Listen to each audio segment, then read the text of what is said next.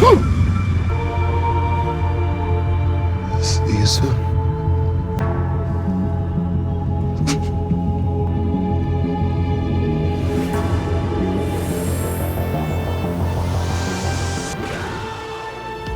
Hey there, quirky people.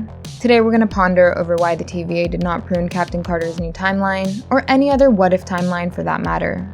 Loki introduced the Time Variance Authority that stepped in whenever and wherever they detected any variance energy. As soon as Loki took the Tesseract and escaped, the TVA detected a new branch growing in the sacred timeline, and they showed up to prune this new branch before Loki pushed it into permanence. Just like that, they had pruned trillions of branches in the multiverse before and after they apprehended Loki. He Who Remains was running the TVA from the shadows. He let everyone believe that the Timekeepers were in charge. Mindless androids. But it was he who was keeping the entire multiverse packed in one sacred timeline. This is wild. All universes were going through the same kind of events. They were all following the same narrative that we've been following in the MCU till now. Every time someone deviated from the path, the TVA showed up to apprehend them. All the matter that was created in this new branch was sent to the void at the end of time. And here, Alioth consumed everything that showed up. So it was a nice cycle that He Who Remains was constantly maintaining using the lie of the Timekeepers. But that wasn't happening anymore, thanks to Sylvie. She is the reason we've got the next 5 to 10 years worth of MCU content. As Loki and Sylvie reached the citadel of He Who Remains, they passed the threshold of time. And after that moment, the universe following the sacred timeline slowly began to branch out. You all know what transpired next. Sylvie betrayed Loki. He was pushed into a different TVA. Then she killed He Who Remains and the multiverse broke into Kingdom Come. See you soon. She caused the multiverse of madness as millions of branches began to sprout all at once within seconds. There was one branch originated from 2014 because Thanos from this year ended up in 2023 and died. Another branch was created when Steve Rogers decided to stay back in time with Peggy Carter. Now there's a branch in the multiverse where Tobey Maguire's Spider-Man exists. There's another one where Andrew Garfield's Spider-Man exists. And we also have a branch that has Tom Hardy's Venom, Jared Leto's Morbius, and Aaron Taylor Johnson's Kraven. You didn't see that coming? As the story continues, we'll probably see more universes come into play. Right now, we're witnessing many of them in Marvel's new animated series, What If? Without the ending of Loki, this series couldn't have happened. The first episode has already shown us variation from the sacred timeline. Wow, I'd call this an absolute success. In this alternate universe, the Red Skull got his hands on the Tesseract a year later. Back in Captain America: The First Avenger, he invaded Norway in March 1942. But in the What If universe, he did that in June 1943.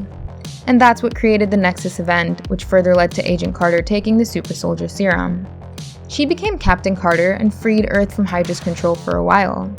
She also made sure that Bucky did not become the Winter Soldier. Woo! Thanks! You almost ripped my arm off! And then she made the sacrifice play, and ended up in 2012, while Skinny Steve was left back in time. Apparently, this branch was allowed to grow without being pruned. The same has happened with the one where Yondu Udonta apprehended little T'Challa instead of Peter Quill. Here, T'Challa grows up to become the legendary outlaw. The third episode will show us Loki taking over Earth in order to take his revenge after Thor's demise. Now these are all events that take place in MCU's multiverse. They are different from what was supposed to happen in the Sacred Timeline narrative that He Who Remains wrote. So why is it that the TVA is not pruning them? Well, that's because the fundamentals of this organization have changed big time. A much eviler variant of He Who Remains is in charge now, and he is allowing all units and their branches to spread out and grow. The TVA that Loki ended up in has been turned upside down. Mobius and Hunter B-15 don't remember Loki anymore. You're an analyst, right? What division are you from? What are you talking about? Who are you? What's your name? They think that he is just another analyst, and they are not pruning any more branches. Who are you? So this is how the entire multiverse is being allowed to exist. It is why the TVA did not prune Captain Carter's timeline. If it were the old TVA, then the What If series could not have existed. But as Marvel has just confirmed, What If takes place right after Loki and before WandaVision. So all the What If universes are sprouting, and there is one being who is watching everything from afar. He is doing nothing to stop all this madness in the multiverse because he isn't allowed to. I observe all that transpires here, but I do not, cannot, will not interfere, for I am the Watcher. Uatu the Watcher will continue to narrate the different stories of the multiverse throughout the What If series.